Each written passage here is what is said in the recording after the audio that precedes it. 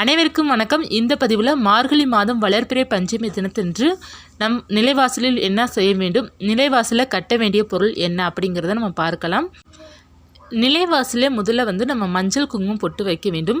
அதற்கு அந்த நிலைவாசலில் பார்த்திங்கன்னா அந்த மஞ்சள் குங்குமம் பொட்டு வைக்கும்போது கொஞ்சம் ஜவ்வாது பொடி கலந்து நீங்கள் மஞ்சள் குங்குமம் பொட்டு வைக்கும்போது அந்த நிலைவாசலே நல்ல ஒரு மனமாக இருக்கும். அங்கே 2 தீபம் ஏற்றி வைத்து வழிபாடு செய்வது ரொம்ப சிறப்பு. நமக்கு மார்கழி இருப்பதனால் 2 தீபங்கள் நிலைவாசல் ஏற்றுவது ரொம்ப நல்லது. அல்லது ஒன்றாவது நீங்கள் ஏற்றணும். அரிசி மாவால் கோலம் போடுவது ரொம்ப ரொம்ப நல்லது. அல்லது நீங்கள் சாதாரணமாக இல்லை கோலம் மாவில் தான் கோலப்படுவீங்கன்னா அதை போட்டுட்டு கலர் கோலம் போடுவது ரொம்ப நல்லது. மார்கழி மாதம் நீங்கள் இந்த மாதிரி நிலைவாசல் பராமரிப்பது ரொம்ப நல்லதாக இருக்கும். அதற்கப்புறம் நம்ம என்ன செய்ய வேண்டும் அப்படின்னா, பூஜையில் நீங்கள் சுவாமிக்கு தீபம் ஏற்றி வழிபாடு செய்வீங்க பார்த்தீங்களா, அதற்கு கூடவே வைக்க வேண்டியது என்ன அப்படின்னா, ஒரு 5 நவதானியம் எடுத்துக்கோங்க. என்னென்ன பயிர் எடுக்கலாம் அப்படின்னா, துவரம்பருப்பு, மொச்சப்பயிறு, பாசிப்பயிறு, உளுந்தம்பயிறு, அப்புறம் கொள்ளு, இந்த மாதிரி பயிர் வகைகள் இருக்குது பார்த்திங்களா, அதில் ஏதாவது ஒரு 5 வகை மட்டும் எடுத்துக்கோங்க. கொஞ்சம் கொஞ்சம் எடுத்தால் போதும். அதாவது 1 ஸ்பூன் அளவுக்கு நீங்கள் கொஞ்சம் கொஞ்சம் எடுத்தால் போதும். எடுத்துகிட்டு நீங்கள் என்ன பண்ணணும் அப்படின்னா, ஒரு தாம்பாளத்தட்டை எடுத்துக்கோங்க. எடுத்துகிட்டு அதில் ஒரு சிவப்பு நிற துணி விரிச்சுக்கோங்க. விரிச்சிட்டு இந்த 5 நவதானியத்தையும் அதில் கலந்துருங்க. கலந்துட்டு வராகியம்மன் பூஜை செய்யும்போது அதை பக்கத்தில் வச்சு, அதாவது சுவாமி படங்கள் பக்கத்துலையோ அல்லது விளக்கு பக்கத்துலையோ வச்சுட்டு நீங்கள் பூஜை எல்லாம் முடித்த பிறகு என்ன செய்ய வேண்டும் அப்படின்னா, அந்த நவதானியத்தை முடிச்சு போல் கட்டி உங்கள் நிலைவாசலில் கட்டி வச்சிடணும். ஒருவேளை உங்களுக்கு நிலைவாசலில் கெட்ட தோது இல்லை அப்படின்னா நீங்கள் பூஜை அறையிலே வச்சிடலாம். 5 நாட்கள் கழித்து நீங்கள் என்ன பண்ணணும்னா, அந்த நவதானியத்தை எடுத்து நீங்கள் பறவைகளுக்கு போடணும், தானமாக செய்யணும்.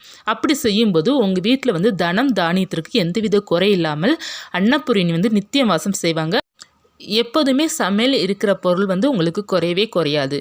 நினச்ச உடனே உங்களுக்கு வாங்குகிற அளவுக்கு பார்த்திங்கன்னா எல்லா சகல சௌபாக்கியமும் உங்களுக்கு வராகி கொடுப்பாங்க.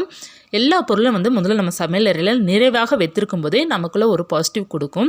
அதனால் எப்போதுமே நம்ம சமையல் அறையில் எல்லா பொருளுமே நிறைவாக இருக்கணும். முக்கியமாக துவரம்பருப்பு, கல்லுப்பு, மஞ்சள், எண்ணெய், இந்த மாதிரி ஒரு சில பொருட்கள் நமக்கு எப்போதுமே நிறைவாக இருக்கணும்.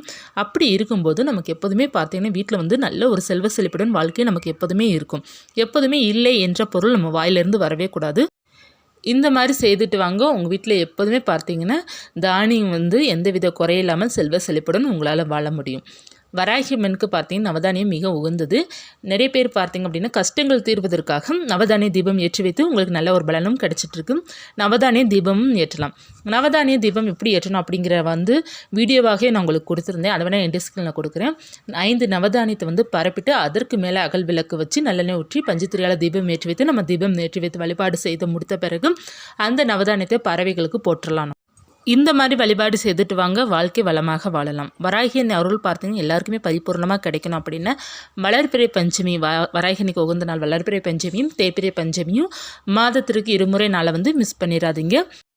இந்த நாளன்று நீங்கள் வழிபாடு செய்தாலே உங்களுக்கு மாதத்திற்கான வழிபாடு செய்த பலனும் உங்களுக்கு கிடைக்கும். வராகினி எப்போதுமே உங்கள் கூட இருந்துட்டு உங்களை ஆசீர்வாதம் பண்ணுவாங்க. அவங்க நிச்சயமாக உங்களுக்கு காட்சி கொடுப்பாங்க.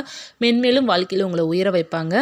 மற்றும் உங்களுக்கு இருக்கிற பிரச்சனை அனைத்தையுமே தீர்த்து வைப்பாங்க. இந்த நம்பிக்கை இருந்துச்சுன்னா வராகினியை நீங்கள் தொடர்ந்து வழிபாடு செய்யலாம். படமோ சிலை இல்லாட்டா கூட நீங்கள் விளக்கு வைத்து வழிபாடு செய்தாலே அவங்களுடைய அருள் உங்களுக்கு பரிபூர்ணமாக கிடைக்கும்.